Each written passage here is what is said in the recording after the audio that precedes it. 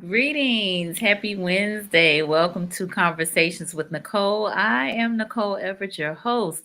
And Conversations with Nicole is a talk show based in Tallahassee, Florida, focused on connecting the community through conversations. And today is what I call Wellness Wednesday. Wellness Wednesday is an opportunity for you, me, and my guests to talk about whatever it is we want to talk about. And today, we are talking about know thyself and the evolution of you, the evolution of you. And so I am super excited and delighted to be here with you tonight, especially around this topic because this is really my theme for 2023 is know thyself. So I don't think we oftentimes really do know who we are. We maybe know who our representative is or who our family members or friends say we are, but I want to tap into who are you? Who are you really? And how do you evolve? Okay, so my special guest is Dr. Tasha. I'm going to read her intro in just a little bit, but before I do, I want to hear from you in the comments, if you will, put your city and state so that we can give you a shout out. We are live on Facebook, on YouTube, and on the Greater Works Network on Roku TV. This is a safe space for us to communicate with one another. This is an interactive live, so we fully expect to hear from you. Your comments and your questions are welcome, as this is definitely an opportunity for you to connect with a clinician. This is all about us loving on one another and just, again, expressing ourselves with one another. So I see some of my home team, my family in the chat. So cousin Tony, my new cousin that I just found out about, who is in Loveland, Colorado, who also has his own show that he does on grief, which I'm gonna have to get more dive more into that. But I thank you for being on here, my brother, and also my cousin Rennie down in Plantation, Florida. Thank you for being here. So, y'all, tag a friend, let them know they need to be on here because you are in store for a good conversation, quite a treat, might I add. I am going to go ahead and read some of Dr. Tasha's bio. Wait, hold on. Let me get some folks before I do. I see y'all jumping on here. I see you, Ozzie. Ozzie is a clinician in Virginia Beach, Virginia, and a regular on CWN. I appreciate you being here. Mr. Johnny Johnson, thank you, thank you. And my mom down in Miami, thank you for being here, Ma. And AC from Boston, Massachusetts, thank you for being here, AC. Welcome to Wellness Wednesday. All right, so I met Dr. Tasha through Dr. Asha.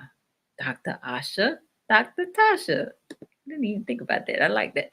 Anyway, so Dr. Nathasha Cole Hahn is a licensed psychologist who serves as the CEO and lead psychologist at A New Path to Wellness LLC, which is a private practice serving clients in Florida and Georgia. She services individuals, including she services her services include, I'm sorry, individuals, couples, family, and group counseling. She also serves as a mental health consultant and a clinical supervisor. Dr. Hahn received her bachelor's in psychology from the Florida State University, and she did say the go Knowles, and her doctorate in counseling psychology from Virginia Commonwealth. Over the past 10 years, she's delivered therapy at a variety of settings, including counseling centers, hospitals, detention centers, substance use treatment facilities, community mental health agencies, private practices, and programs for children and adults with ADHD. Dr. Tasha is very active in her professional communities, including the Association of Black Psychologists and the American Group Psychotherapy Association.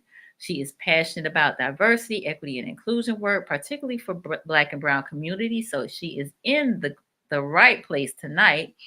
And in her professional role, she's been active on a university based countering anti racism task force, various diversity focused communities or committees rather, and provided cultural revisions of previously Euro-centered literature on mental wellness.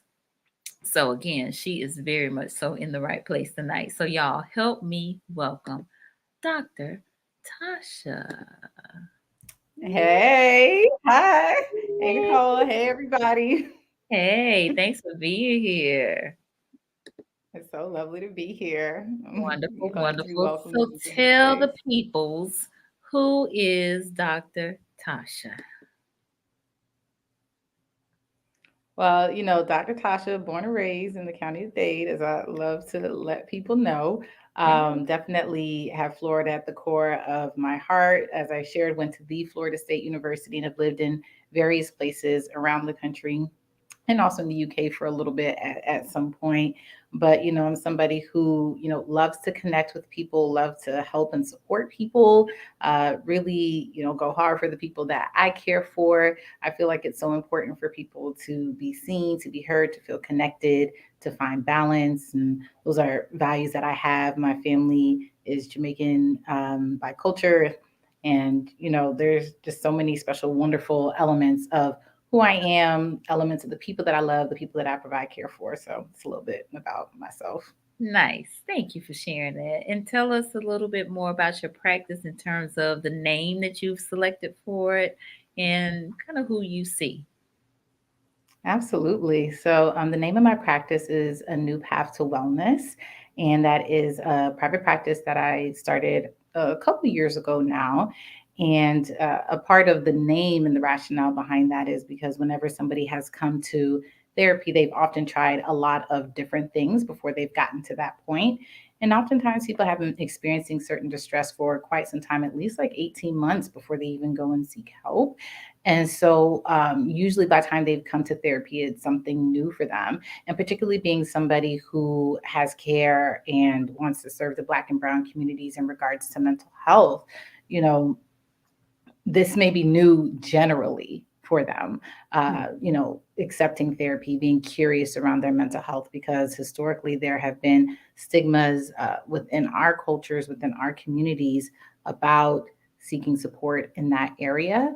And so for a lot of people, this is something that's new. And when I think about the term wellness, a lot of times when I'm working with folks, I'm thinking about their whole bodies, their histories, and more than just their minds, but what precedes it, what will come after that, and what we do physically, and how we spend our time, what we feed ourselves, and how that contributes to our wellness overall. And so that's a little bit of the concepts of the name of the practice. And as you shared, we provide a variety of different services, particularly Mhm. therapy services. And yeah, it definitely it keeps me busy, but it's been definitely a space for growth and healing for many. Nice. I love that. I don't know if you're familiar with Dr. Ken Fowler. He Hmm. is also a graduate of the Florida State University. And he has he talks about providing new solutions to old problems. So when I think of Yes. a new path to wellness, that's what I think of, new solutions to old problems.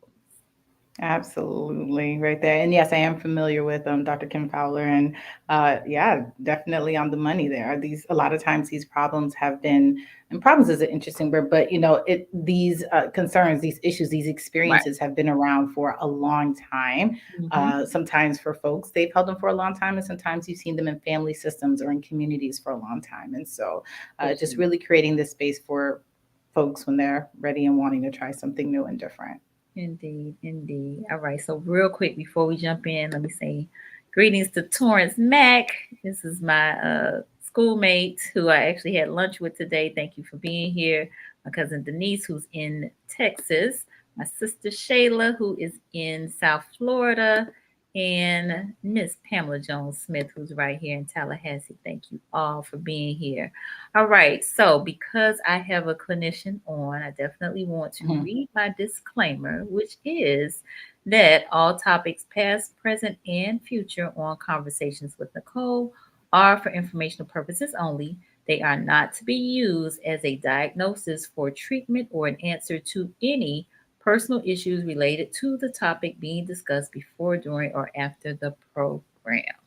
So, which means we still want you to connect with a counselor or therapist, get your checkup from the neck up, but we're going to have a great conversation tonight. All, Absolutely. all right, so let's dive in. Know thyself. That's like so cliche, maybe. I don't know. Mm-hmm. What you think? What's that all about, Dr. Tasha? What does it mean to you to know yourself? Mm-hmm. I mean, yes, that saying it does sound like, oh yeah, I've heard that before. But really, like knowing yourself is extremely important. That's a part of how you kind of can even use it as a compass or a guide for your life. Is understanding who you are, understanding who you want to be, understanding who you don't want to be.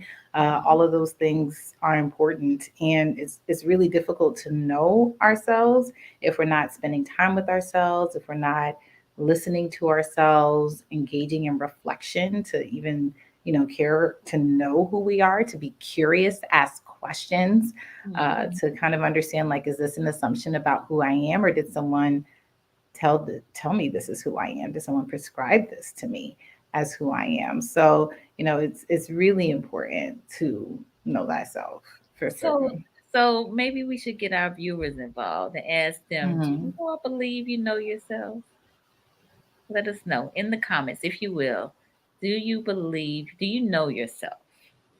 Yes, no. Give us a thumbs up, thumbs down, a yes, or no. Let us know in the comments. Do you truly believe you know yourself? Or are you in the process of getting to know yourself? We'll wait.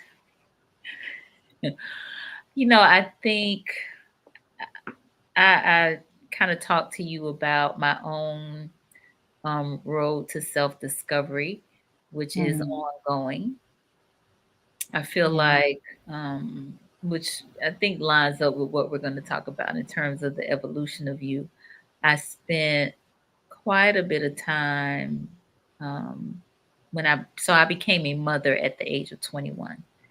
And so that to me felt like I had to grow up really quickly. And when I say grow up, I mean I couldn't be, so self-centered as I probably was prior to having my son. So I felt like I poured everything into him for those 18 years until he graduated and went on to college. But after that, I was Jabari's mama for so many Hmm. years. And so when he left, I really didn't know who I was. I didn't know what I liked, like, you know, what my preferences were in terms of really places to go. For a few years, pretty much all I did was went to work in the church. Yeah. Then it was like Hmm. after doing that year after year, it's like there's got to be more to life than just this. Hmm. So yeah, I started exploring and trying new things. I took a cake decorating class. I started taking a Spanish class. I started to go to talent shows and poetry shows and just trying new things because I really didn't know really who I was. Hmm. I know that might sound crazy, especially at the age of heck. So I would have been just right at kind of at 40 almost, 39, 40 Hmm. years old. But Hmm. yeah, I really Yeah, I think that's real. I didn't know. All right, so some of the responses. Lonnie said yes. Janelle said absolutely know myself. Okay. Denise, thumbs up. Pam, I All feel that right. I'm constantly discovering new things. Okay. Yeah, hear that, Ozzie, Pamela. evolving every day. And Mm-hmm. Shanae, hey Shanae, she said I would say I'm in the process of getting to know myself. Okay, that's fair. All right. Mm-hmm. Mm-hmm. Yeah, yeah, I definitely think that that's fair. So, to your point that you were sharing there, as far as like, you're saying at the time you were 39, 40, 41 years old, around that Mm-hmm. time, and like, is it too late? And it's never too late to get to know yourself. And I believed in the comments that may have been Ozzy, someone was sharing around, constantly evolving, right? Evolving every day. There you go. And that is a part of knowing thyself because we are always changing. There's so many experiences that we have that fundamentally change who we are. Um, there is a scale out there about major life events. And, I won't go through all of them, but when we're thinking about major events that change us, like, new relationships that come into our lives, whether that's through dating or becoming a parent and how our role changes in relation to that. Whenever we lose loved ones, Mm-hmm. that is something that changes us, or even when there's, loss of public figures, opportunities, a loss of expectations, aspirations, abilities in our bodies, how our bodies change, how our health changes, moving, new jobs, societal events and movements happening, whether it's on a local level, national, international Mm-hmm. level, mental health distress, changes to your finances, coming into money, losing money, overall maturity. All of these things can substantially change who we are, our outlooks, how we see things, how we experience ourselves, how we experience other people. And so, we may know who we are or think we know who we are at a certain stage in life. And yes, we may be accurate about that.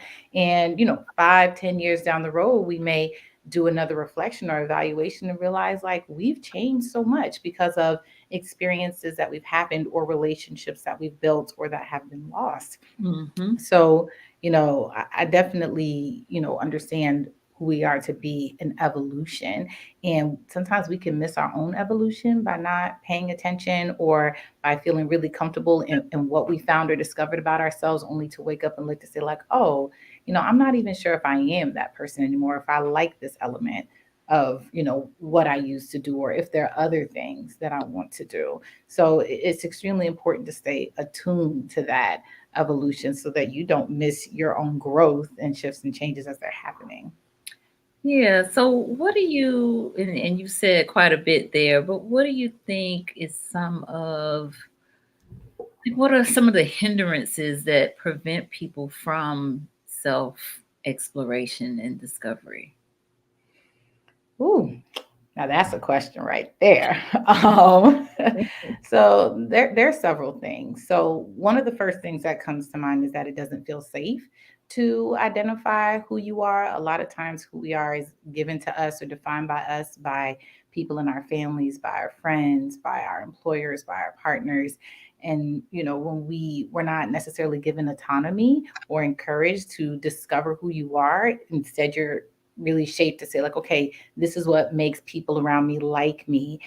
This is what helps to give me opportunity. This helps to give me experiences that I like. So I'm doing what's expected, or what makes me feel a particular way. But it doesn't necessarily mean that that's who you are, and what you like. And so it's truly important to hold on to that element and understand that that could be a barrier if it doesn't feel that it's okay for you to know who you are. And sometimes people were shamed for being their authentic selves.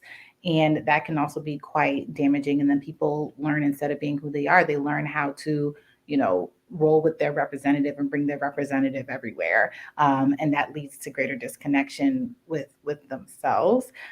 Busyness is something that can keep people disconnected from who Mm-hmm. they are.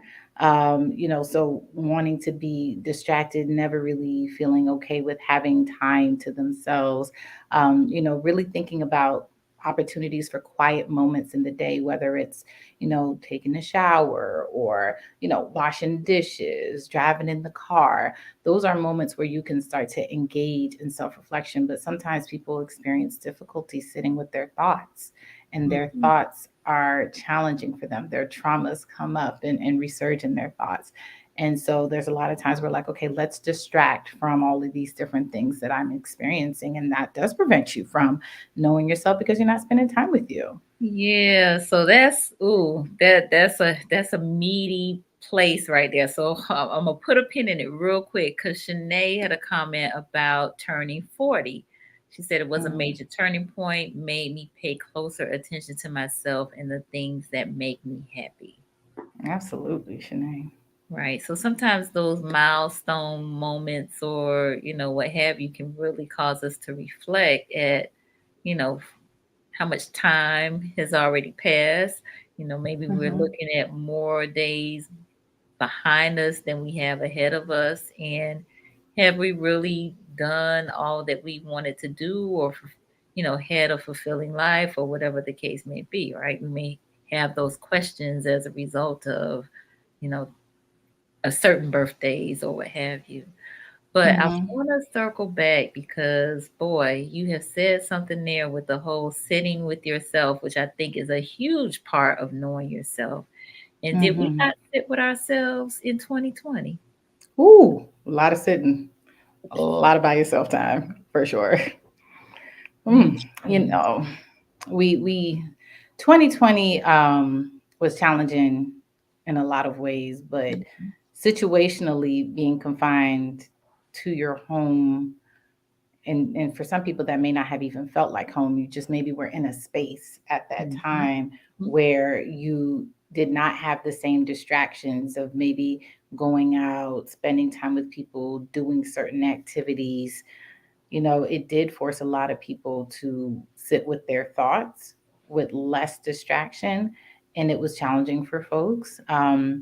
In the mental health space, we did see an uptick in interest because now people are sitting with thoughts that they had been distracting from, or they're seeing certain things become exacerbated. So, if somebody was distracting themselves with food and now they're home with their fridge all the time, they're like, okay, I can really see that there's an issue that's coming up for me. Or people may have noticed that they were misusing substances, but once 2020 comes around, they're home all the time. They're realizing, like, wow, like it is really difficult for me to function, and I'm overusing this now, Mm-hmm.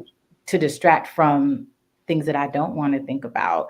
And we haven't quite gotten into this piece yet, but even like in partnerships and family ships, it's like, okay, I'm stuck in a house with this person. I'm in a relationship with them. They're my family, whatever the case may be. And I'm realizing I can't stand this person. Or maybe they're realizing they can't stand me. And it's like, well, what Mm-hmm. do we do about this? There were definitely reflections on couples who maybe were even in the midst of separating or divorcing Mm-hmm. during 2020. Because I mean, you go into it like any other year, they have the same amount of people who are designed to separate, and next thing you know, they're stuck together and can't really go anywhere. And so, how Mm-hmm. challenging was that? So yeah, sitting with those thoughts were certainly unnerving. And then what was happening societally at the time was really forcing people to engage in a lot of reflection. So you have a lot of folks who are dying and passing away due to the COVID-19 epidemic. So there's a lot of people who are doing a lot of existential thinking about themselves, about their lives, what they want, what that means if they, catch this disease, what it means as far as their values. Are they willing to make job changes? Are they willing to make certain changes to their lifestyle to help protect their children, to protect older people that they may live with, or other loved ones who were at risk? And so people had some really difficult decisions that they had to sit with. And that required knowing themselves to know, like, am I willing to make this really hard choice to protect the people that I love? Mm-hmm. And then, of course, what was happening with the movement of Black Lives Matter was really coming to the forefront. And I think that it was so important that this came to the forefront and that people really started to have more intentional conversations around race and racial identity and awareness.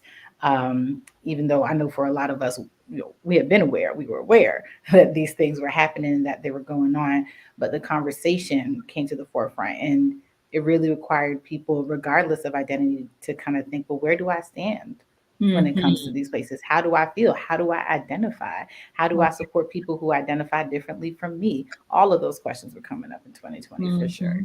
Mm-hmm. Indeed. So I think I'd like to get the viewers to kind of chime in on that some, Mm-hmm. with the whole sitting with yourself piece, and like you're saying, you having to contend with maybe some of these thoughts that have bubbled up that you hadn't really thought about in some time or had been kind of dormant. But with, this now time that we had, right? We got the same 24 hours like that we've always had, but because we couldn't be out and about doing all of the things that we were doing, now we had this time to kind of sit with ourselves. So I'm curious as to how that time was for you all. So if you could just briefly tell us, do you feel like you became a little closer to yourself during the pandemic, or not so much, even more distracted, maybe trying to um, silence some of the thoughts that were coming up as you were sitting with yourself. Ozzie mentioned that he thinks the pandemic caused a turning leaf for me, for more focus and attention to the things that promoted growth due to less Mm-hmm. distraction in the world. Intrinsically, it caused more involvement in me to the point of deeper meditation and self reflection. Mm-hmm. That's, it's great that you were able to go within. It sounds like maybe in a healthier way, Ozzy. But sometimes I think with that, again, being sitting with yourself, people don't know what to do with some of those thoughts, right? Especially if they are thoughts of past hurts or traumatic experiences, right? Mm-hmm. So, Yeah, Ozzy definitely sounded like he had an experience where he welcomed, the thoughts and wanted to explore that time for growth. Sometimes it's so difficult for us to pause and slow down our lives. And hmm that was something that happened naturally just by the nature of what we were experiencing as a society. And so it sounds like his time was well spent in that way, for sure. indeed. So, my good friend, Dr. Janelle Nicole, who's here in Tallahassee, she discovered parts of her creative self.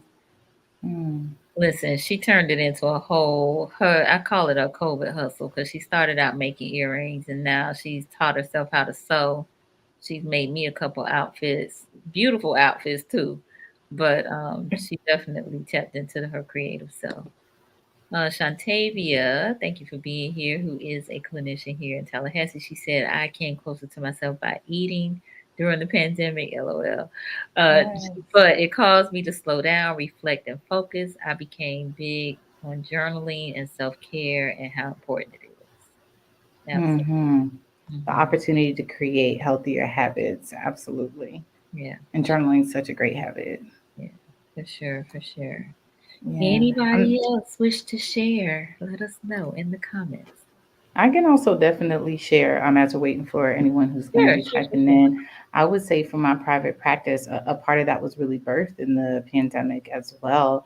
Nice. There were a lot of folks who were reaching out to me who were aware that I was in the mental health space as a psychologist, but weren't really sure, how to access my services. And at the time, I was contracted to work with the university. And so I did not have, operations and systems set up to be able to serve the community in that way. And so that Hmm. really kind of planted the seed to say, like, okay, like there is a pull, there is a need to be available and accessible in other spaces. And a lot of that started in 2020. Mm. Nice, nice, nice, nice. Well, that was something really great that came out of it. I know there have been several clinicians that have been on that started their private practice during the pandemic, and definitely it's Mhm. been much needed. So Mhm. yes, yes, yes, yes.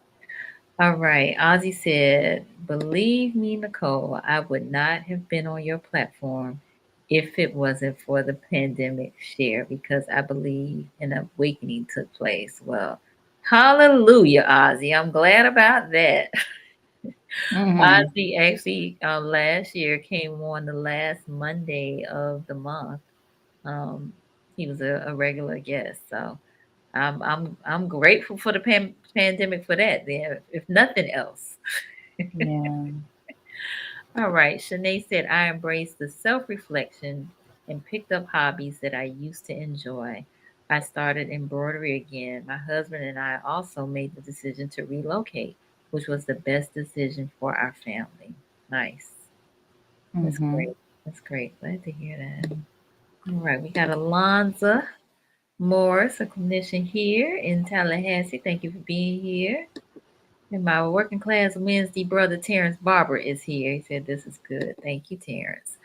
All right, so we have talked around some of the things that hinder folks from self-discovery and knowing themselves. What can be the detriments, or some of the things that can really be hmm, detrimental to us if we don't know ourselves? Yeah, so I think that that is a really good question. So it could be detrimental to not know yourself because you can end in situations that are not good for you, that aren't healthy for us.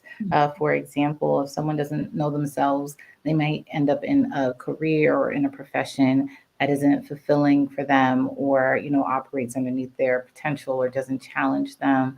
And they might end up in that space for a very long time, just kind of saying like, okay, I'm just kind of here to make money and go, when really when they think about themselves and know themselves, they're like, oh, I could actually make money doing this other thing that I might like. But because maybe there hasn't been time to reflect on that, that could potentially be a detriment. But certainly being in unhealthy relationships, and this is and friendships, and sometimes even maintaining certain family relationships that are not healthy for someone's mind and soul. But when they don't know themselves, they remain in that dynamic. And so that's something that could very much be unhealthy and take up many decades of somebody's life, and even sometimes their entire life, to the point that when they finally do know themselves, they're in the latter part of their lives, and feel kind of stuck about like, okay, well, where do I go now that I have discovered that this isn't necessarily what I want. I was reading Dr. Thema Bryant's book, Homecoming, and one of the elements that she talks about is that piece of like, okay, I've already been in this relationship, in this dynamic, in this job, and now I've realized that this isn't something that's not working for me. And just really understanding like, okay, if you're knowing thyself, you know what is and is not working for you might have to make a transition. And when you make that transition, there's a concept called sunk cost. And so realizing like, okay, I've already invested in this, but that cost is just, that is behind me now. I've already invested in that. And just because I've already invested this time and energy doesn't mean that I have to hold on to this relationship, this place of employment, this dynamic. I have the power to make a different decision. Hmm. I think oftentimes folks get caught up in the devil they know versus the devil they don't know. Mm-hmm. So this is a place of comfort, even though you're uncomfortable with the relationship or the treatment or what have you. But the unknown can Mm-hmm. be scary for folks, or Mm-hmm. something that they are fearful about, and so they don't branch out or seek other relationships. So yeah. Mm-hmm. Hmm. Yeah, and we talk about like toxic relationships, and a lot of times people are operating from hurt spaces when they are inputting their toxic nature into a relationship. But we also have to be mindful, when we know ourselves, then we'll know what we will and won't tolerate. So even if somebody is toxic in nature, like that's their issue, that's their stuff, right? It's more so about what are we going to tolerate, how are we going to treat them, how to train them how to treat us, and if we're not being treated in a particular way, you Hmm. know definitely making a transition to a space and operation that will be healthier for us, including if that means like leaving that relationship and dynamic. Absolutely. All right. So let me just do my quick station ID. For those of you who are just joining us, you're watching Conversations with Nicole. I'm on with Dr. Tasha, and we are talking about Know Thyself and the Evolution of You. And we have Dr. Asha on, who has connected us. So, so glad you're here, my sister. Appreciate you. Terrence Hey, had a Dr. Asha. yes, yes. Terrence had a comment. He said, as humans, we must accept that time is finite, and there will come a time where it's too late to ever see our own potential. Ooh, that's heavy. That is. That makes me feel sad to think about that, It does. But it's because so true. that has been true for people. There are people right now who are no longer on this earth who never saw their own potential and never really took that time to try to know themselves, Hmm. and literally passed on before they got to that point and spent their entire life maybe seeing themselves through the lens and value of other folks and making their decisions based on, you know, other things that people have told them were important to them, but not necessarily to that person and their lives. So Mhm. that makes me sad. That's something that I definitely don't wish for people. I do wish for people to be able to know themselves for sure. Which is part of why we're having this conversation in the first place, Mm-hmm. because we want people to realize their full potential. One of my mantras is that we all have gifts and talents that the world is waiting on, and we should not be sitting on them, but we need to share them with the Mm-hmm. world. And Mm-hmm. so I'm hoping, I'm praying that this broadcast tonight will encourage somebody to know themselves and to accept their full potential and realize their full potential and be Mm-hmm. authentically themselves. Mm-hmm. So yeah, Yeah, I agree with that. At least getting curious is important. Getting yeah, curious and remaining curious. indeed. All right. Shout out to Enigma September, Mr. E. He's Hey, on. hey. Yeah, he's here in Tally. He has his own podcast as well.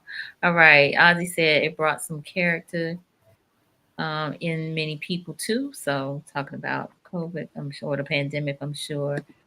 I said connecting myself to stakeholders. Thank you, thank you, thank you. All right. Terrence says, I know great people that never witnessed their own greatness. Yes, Mm-hmm. yes, yes, yes. So let's talk around. I mean, you've talked a little bit about relationships, family ships, friendships, that sort of thing. But I think a little bit more on the roles that those can play in, shaping us in terms of one, definitely who we are. Of course, we look to our parents, because if they hadn't come together, we would not be here, right? I tease often about me being, I feel like, so much of my mother and my father, and when I spend time with them, I just kind of watch them very closely since I don't live in the same city that they're in, but I've watched their actions a lot and the things that they do Mm-hmm. and say, and I do see myself in them, um, in watching them, which is really kind of weird, kind of funny to Mm-hmm. witness all of that. But also just even if you don't have that time with your parents, I think it's important to kind of know whose shoulders you're standing on, right? Mm-hmm. And this is DNA, right? These genes are passed down. We sometimes talk about traumas and traumas being passed down. Um, Yeah. all of that is being passed down. So sometimes we don't even recognize Mm-hmm. what's happening with us based on something that happened generations ago. Mm-hmm. Hmm. Yeah, there's been a lot of work looking at intergenerational trauma, how it's held in the body. I know that there's a book out there called The Body Keeps a Score, and some people may be, familiar with that work. And when you're thinking about particularly the experience of Black identified individuals and also those who identify as brown, when you're looking at intergenerational trauma, that can go back up to 10 generations, Mm. which for many of those who look and have lived life as myself, we're talking about generations that could have been enslaved and having some of their experiences encoded in their DNA and passed down through generations to myself and even to my daughter.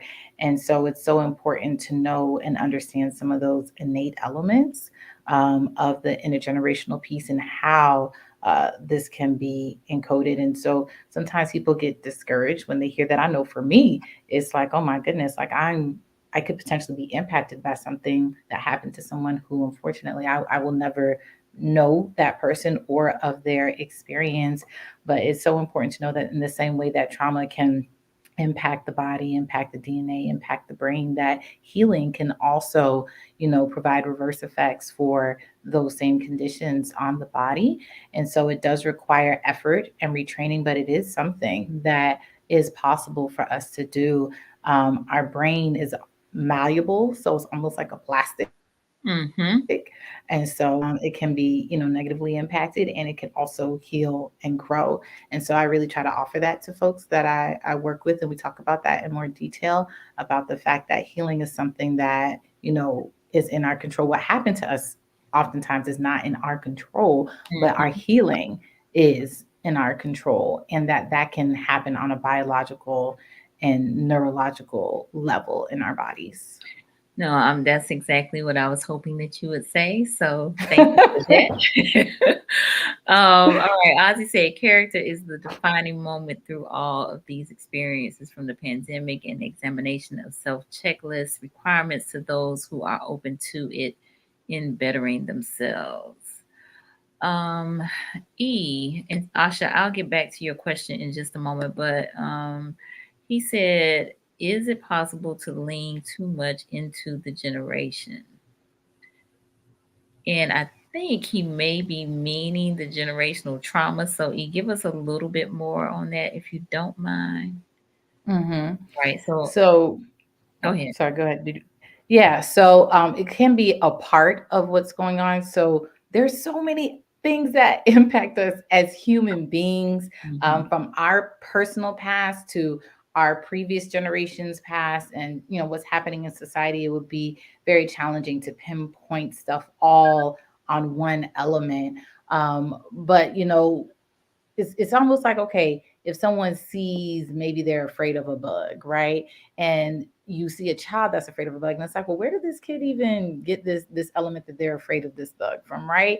And so this may be something that's passed down. It could be learned behavior, or it could be in fear encoded in their DNA, where it's like, this is something that was designed to protect them, because previous ancestors, previous generations understood this bug to be of danger. So that's kind of like an example. So that's a small element of what we could see or experience, but we definitely can't put it all on that, because there are traumas, uh, particularly in a systemic way, that are impacting us right now in our society, Hmm. that are impacting our health right now, how we feel about ourselves, how our bodies are operating, our mortality as a people, particularly as a Black people.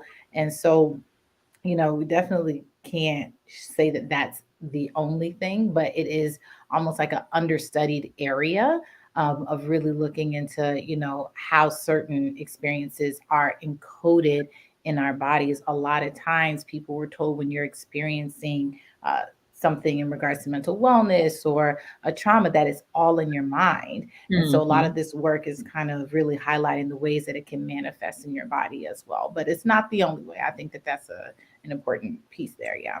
For sure. So Asha's question was, how do we overcome traumatic experiences that may be blocking us from fully tapping into our potential?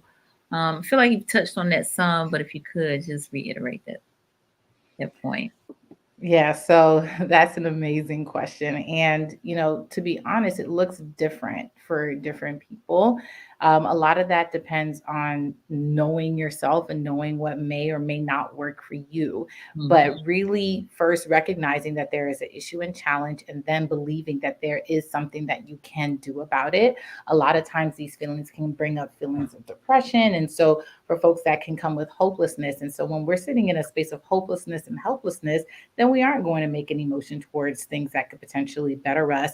But being able to recognize that there is, there is something that has happened to me, or there is a way that I feel about myself that is not helping me, and I do want to do something about it, and I can.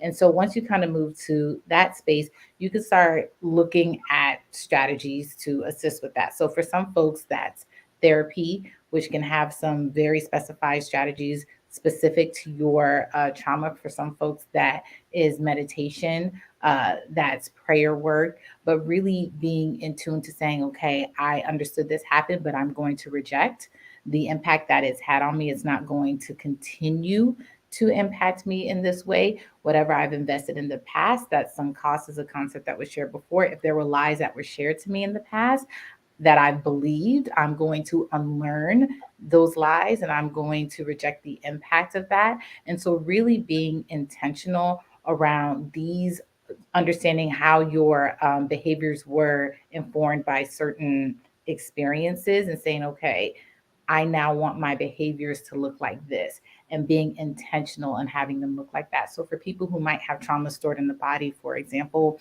um, they may feel afraid to do certain things where they don't feel in control of their body, is an example, right?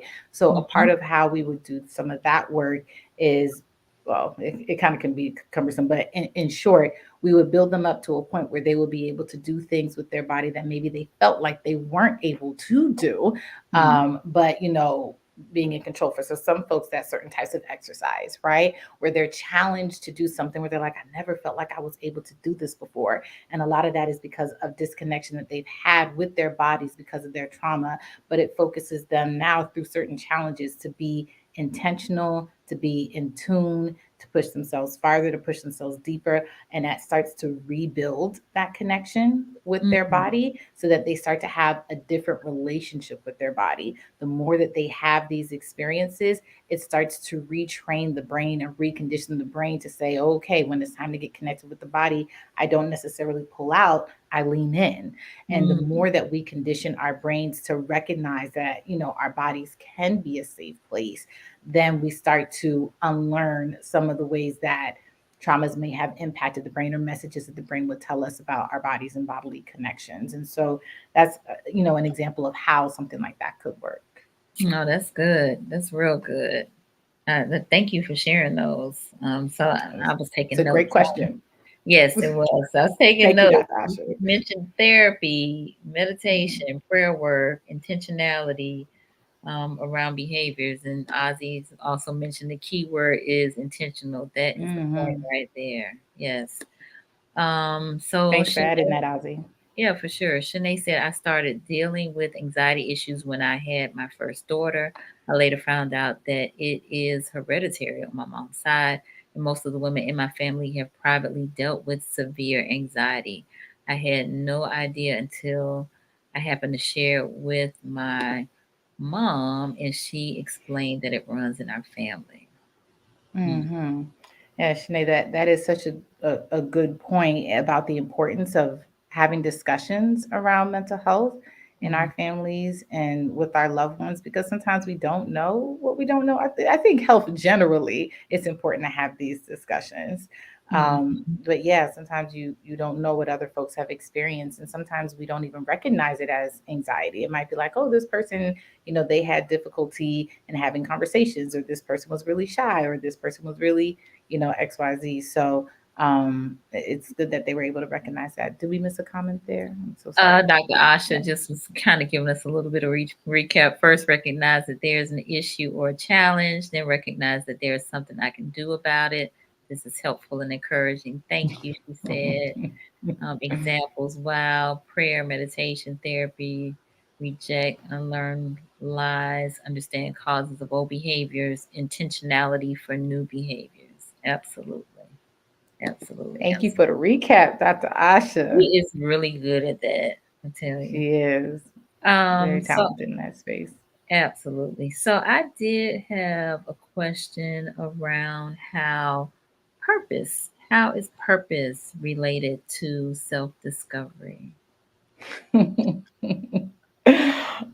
Yes. So, my heart kind of gets kind of warm. So I have a sister of mine. Her name is Pabiel Bookman. She has a podcast called The Purpose Collective. For Ah, those who maybe haven't seen it or heard it, definitely go check it out. But she talks a lot about um, purpose and how it relates and manifests in various different areas of our life. And I do really enjoy to listen to that. And so, how knowing yourself connects to self discovery, was that the question? Just so I make sure I have mm-hmm, it, Nicole. hmm. Yes. How is purpose related to self-discovery? Yeah, I mean, you really got to spend some time, discovering who you are. Now, for some people, they do believe in an ordained purpose, and that might be connected to their higher power. For me, when I experience purpose, I see it as the intersection of what you're good at with what you Mhm, enjoy, and oftentimes that will point you in the direction of your purpose. But a lot of times you have to engage in the self discovery. I think the journey that you described in the earlier part of the episode, Nicole, was a beautiful one where you're like, okay, I'm going to take this time to figure out what I like, what I don't like, and to try these different things on to see what speaks to me, what brings me joy, what brings me warmth, what I want to try Right. again. And Mm-hmm. so once you kind of have that, okay, this aligns with me, then you're able to start to connect that, like, okay, well, is this something that might be reflected in my purpose? Because I might really like this Zumba dance class, but I may not have the dance skills to carry that out. So that might not fall in line with a purpose, for example, which would be to Right. help people through healing through the motion of dance, as Mm-hmm. an example. So I definitely think that there can be a connection. It will be difficult to find your purpose if you're not intentional in your reflections and engaging in self discovery activities. Mm-hmm. Um, so yeah, I definitely think that they're connected. So you mentioned self-discovery activities, but what does that look like? I mean, I kind of described it for myself in terms of trying new things just to see what I like, what I didn't like, what kind of resonated with me. But is it as simple as that, or is there something more to it? Hmm. Yeah, well, I think you're kind of touching on an important question. It's like, okay, there's a difference between like what I like and who I am and who I want Mm-hmm. to be. Mm-hmm. Um, and so a lot of times people feel like who they are is in relation to the relationships that they're in, who they serve, how they serve. A lot of times people will believe that who they are is their profession. That's also like not an ideology that I ascribe to in that way. And who we are, it is absolutely ever evolving, and to know that we can be all of those things and we can be multifaceted, but it's really important to not feel that we are just one thing. And again, going back to the story that you shared earlier, like, I'm not just my son's mom, right? I can be other things. I am other things. So, just really being intentional around that. Again, as Ozzy shared, like, the intentionality is key. And if I'm losing the question, definitely let me know, Nicole, if You're just the not, question one but more I time. was in my head when you said I'm not just one thing. I was cueing. I'm every woman. It's all in me. Mhm. Mhm. I like it. I hear it. I hear the Oh octave. my gosh. But you know what? So we're on, it's like a spectrum, right? Because you're Yeah. saying I'm not just one thing. And then we get messages, especially as Black women, I think that, we are every woman, right? We're super women. Mhm. We can do all of these things, all right? Mhm. So it's just like a balance for all of this, Yeah. right? Yeah, so I want to just really quickly before we transition from that. So when we're thinking about being every woman, we could also be the woman who takes a nap. We could also be a woman who says no. We could also be the woman who strives Yeah. for balance, right? We can also be the woman who puts herself first. And so though they are also every woman as well, right? Indeed. And so we can have those elements reflect in us. And I know that there's folks with a variety of genders who are watching, so, it's not necessarily limited to women, but there Right. is certainly a stereotype that is put on to Black women as far as serving all the roles all the time, gloriously, wonderfully. Mhm. Yeah, wasn't she singing? Yeah, she was. I heard it. But yeah, we can be all the things, including people who rest and take care of Yeah. ourselves, Yeah. regardless Johnny of what said, society tells us we're supposed to in, do with our energy. indeed. Indeed. Johnny said it's hard to find balance. It is so difficult to find that balance. And, that's where the knowing that self comes in. A lot of times we feel unbalanced if we're doing things that don't really reflect who we are, what we value, what we care about. We feel drained. And so when we know that self and really learn how to protect ourselves, we can start to protect our energy, preserve our energy, not feel guilt when we say no in order to preserve our energy, have compassion for ourselves and for others as they're working through that process as well. So, finding balance can be really difficult, but a lot of times it does require saying no to things that we want to do, and saying no to people that we care about in order to really say yes to ourselves. So, and those yeses to ourselves are what help us find that balance. But, oh, yes, it is very challenging. Mm-hmm. Now, I should say we can be all things, including people who rest and take care of ourselves. It's the gems for me, indeed. But I also think that the questions that you just asked about what do we value, what do we care about, like those are questions that we should be asking ourselves on a regular, right? Yeah. On a regular, because those Yeah. change. They Those can do change. absolutely change, and they Yeah. do, and Mm-hmm. they do change, and as they should. You know, we're not going to like the same thing at age 7, and then the age 17 as age 27, 37, 46. Like we're just not. And if we did, then I think there would be like another concern that would come up. If that was the case. And so I believe, and it may have been Ozzie who had shared about doing an assessment. Somebody had shared in the comments about that. And that's one of the activities that I know for me that I like to do with my clients, right? Mm-hmm. Let's check in and assess your values. And we do it every few months because it evolves and changes. And sometimes we're like, all right, when it comes to work, what are your values? When it comes to relationships, what are your values? Like, because it might look a little bit differently depending on what's going on. And when we're looking at unmet needs, let's do an assessment of that. Let's figure out, my needs when I'm in one decade of my life might be completely different in a Mm-hmm. different decade of our life. So if we're not paying attention and hone in on that, we can miss that. Yeah.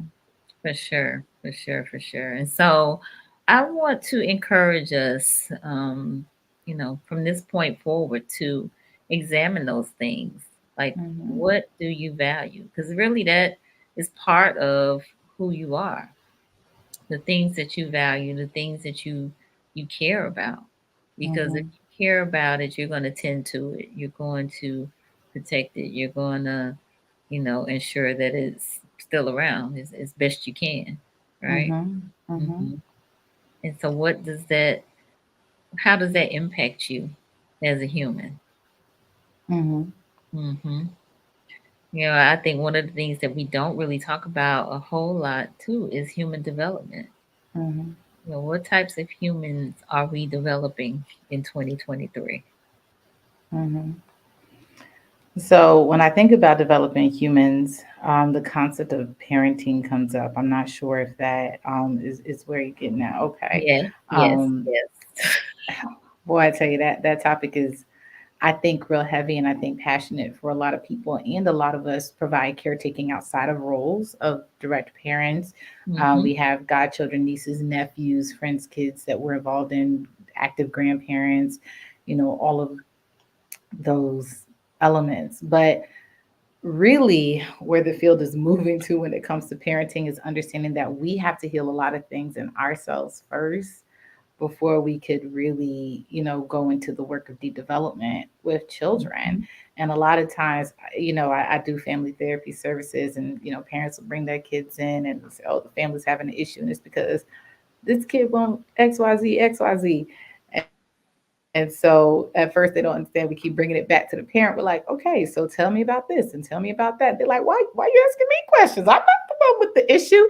And so, really helping to illuminate that blind spot, that there are ways that we uh, impact our future generations from some of the areas that we are unhealed from, but we Mm. don't know, and the things that trigger us, and understanding, like, why does it irritate me when my child does XYZ, or this young person does XYZ, and not even realize, I'm like, oh, okay, I have difficulty when I feel like I'm not being heard or seen or respected. And, my whole life I was told to respect these people, and now it's my turn to get the respect. And now this child isn't respecting me. And it's like, okay, let's unpack that a little bit. Let's circle it back and figure out, like, well, where do these concepts and messages and thought processes come from, and are they really serving you?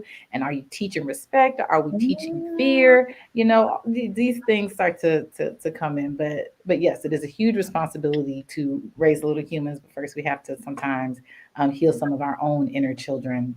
as we're doing that work. That's a whole nother topic in and of itself. And we are at our Absolutely. 1 hour mark. So I mean, We are. we just touched on I that. know, just a little bit. Just a, So yeah, much. just a touch. But Mhm. ooh, yeah, that's a good one. So we're gonna have to have you come back. I'll be glad to come back, definitely. And I think the audience has been so great tonight. I'm just so, Yeah, humbled by their interactions. indeed, indeed. Mm-hmm. Yes, yes, Mm-hmm. yes, yes.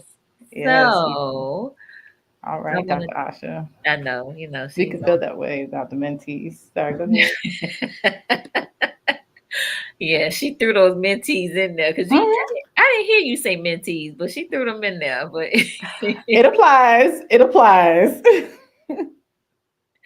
yes, yes, yes, yes. She said, "Why you leave us with a cliffhanger?" Because then she got to come back. You got enough to marinate on already, All Dada. right, right. Got It's gonna enough to marinate. marinate on your values and what you care about. So. Mm-hmm. All Mm-hmm. right. So I first of all I want to thank you for your time and for being my guest tonight and for sharing such great nuggets with us. We really appreciate it.